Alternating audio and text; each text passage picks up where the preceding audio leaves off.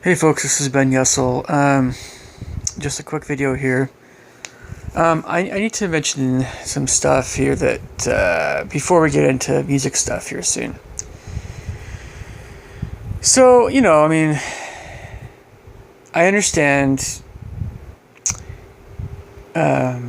why at least one of these things I'll be mentioning isn't very popular, but you need to see things from the standpoint of people that people that want to say listen to their music.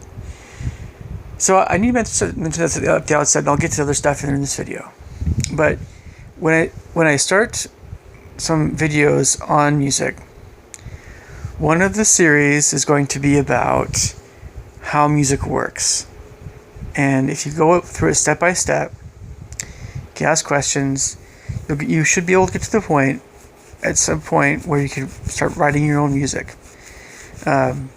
It's just a question of kind of what skills and aptitudes you have on your end. But that's one of the video series I'll be doing.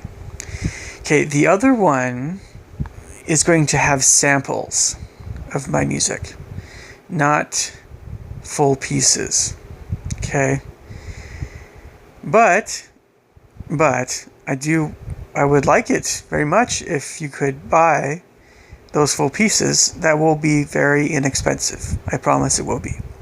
And as I work things out, as we work things out, we'll work out how payment will happen. But I'm considering just using my high-end Roland piano to play a whole bunch of music I've written on the piano already. There's a whole bunch of it. Just record it, put it on iTunes, and then charge not very much per song.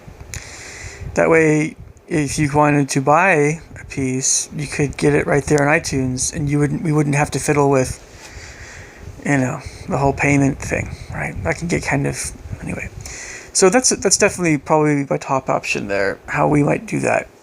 So again, just to reiterate, I'm going to have two different video series in the near future. One of them is going to be music theory / composition oriented for you guys. The other one is going to have samples, only part of each piece that I write. Now, so there's a very small percentage of pieces that are so short that, it's not a big deal. Like, they're written for little kids and stuff, and that's a little bit different kind of deal. But for most of my pieces that are longer, more involved, I need to just do samples. And that is just to protect my own self-interest.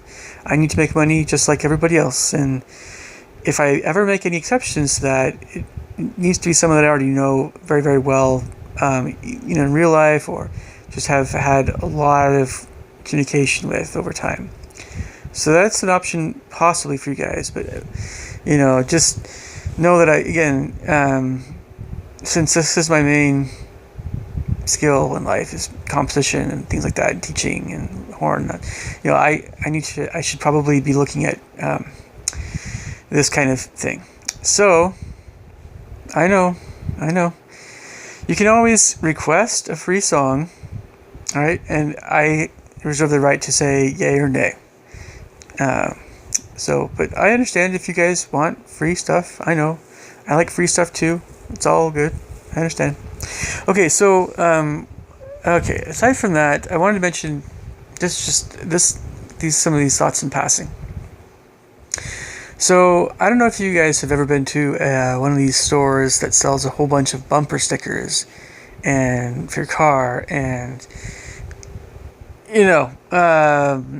kind of a lot of things that are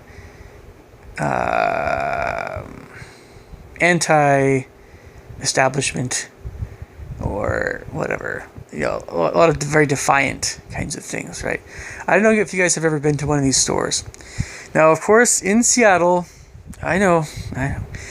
In Seattle, there definitely is at least one of these stores in Pike Place Market. I have been to it. They have lava lamps. And they have That's all that stuff. Sure, So, they have more than one, bumper sticker type place. Some of them are more rebellious than others, I guess. Some of them are more, yeah. The quadruple nose pierced, tattooed up the yin yang, extremely weird thing, right? Counterculture stuff, right? I couldn't help but just reminisce about those times, these kinds of shops in Seattle. All the other signs and things I've seen, here and there that to me seem, I think, what's the word I'm looking for here?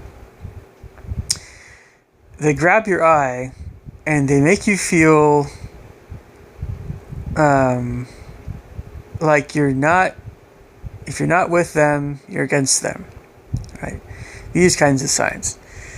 It's kind of annoying.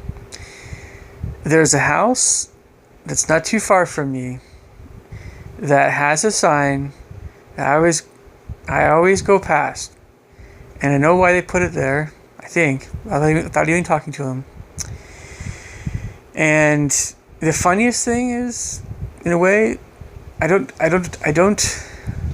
agree with everything they have on that sign, but it's like the way that every word is put together. It's the way these thoughts, it's a kind of the overall thing they're trying to say, which is a little bit different than kind of how I see people.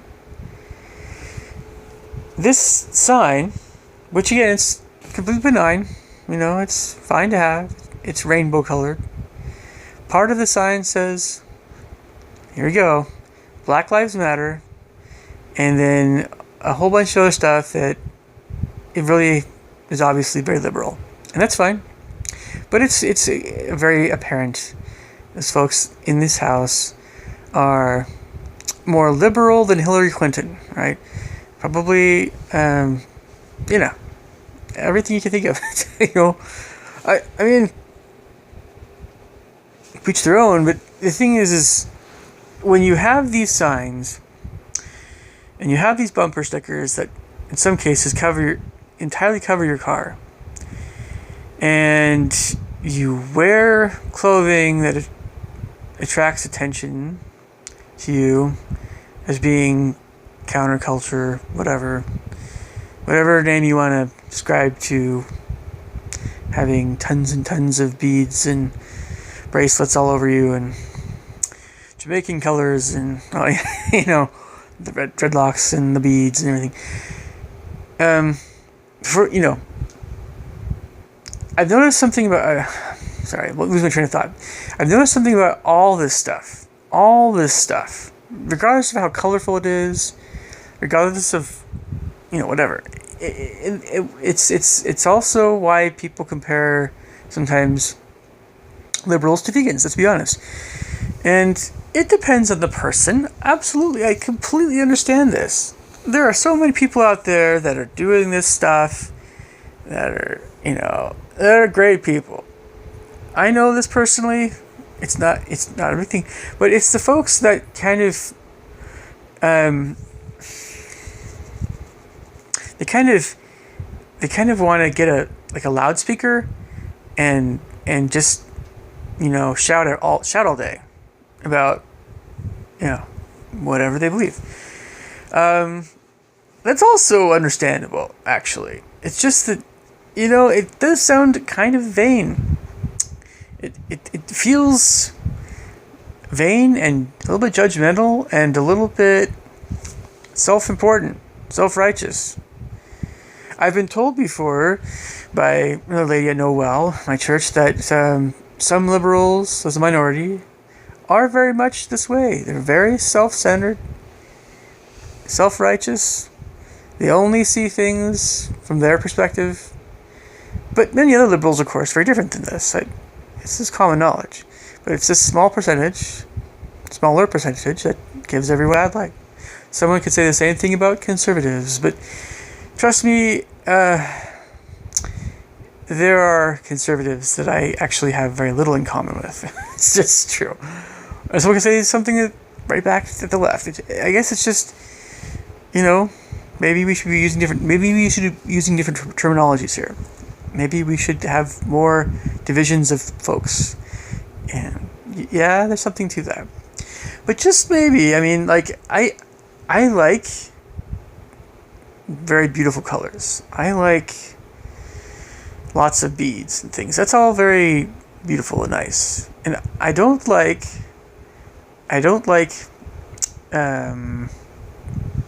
certain color combinations becoming something that I don't think they're ever just intended to just mean this one thing. That's stupid. That's dumb.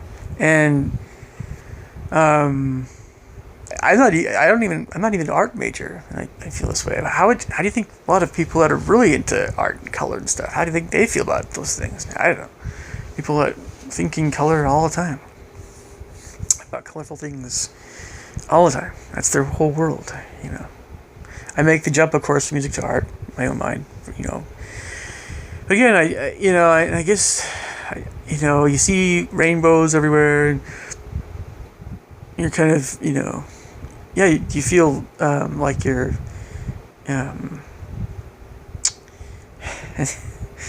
at least in the Seattle area, right? You feel a little bit judgmental. You feel, you kind of feel sometimes if you don't fully like whatever sign you see that's saying good things, right? That somehow you're something's wrong with you, right? That's kind of the implication. I absolutely hate this. I absolutely hate this kind of thing. It's yeah, you can get under someone's skin. I think you can. If someone wants to put out a sign that says, the so-and-so home, their last name, welcome, visitors or whatever, or it's just something that's just very neighborly, and benevolent.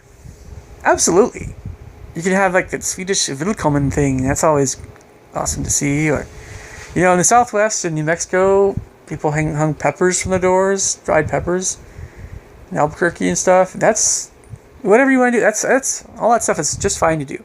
That's great. Again, I don't like to pass by signs that are just, they leave you with a feeling of irritation. I'll put it that way, right? So yeah, I mean, of course, this being said, I still don't have any intent of joining a neighborhood association in my entire life. When I have it, when that comes down the road. Neighborhood associations still stink. They just don't want anything to do with them. So, all right, I'll leave you thoughts and comments below. Catch you guys later. Bye.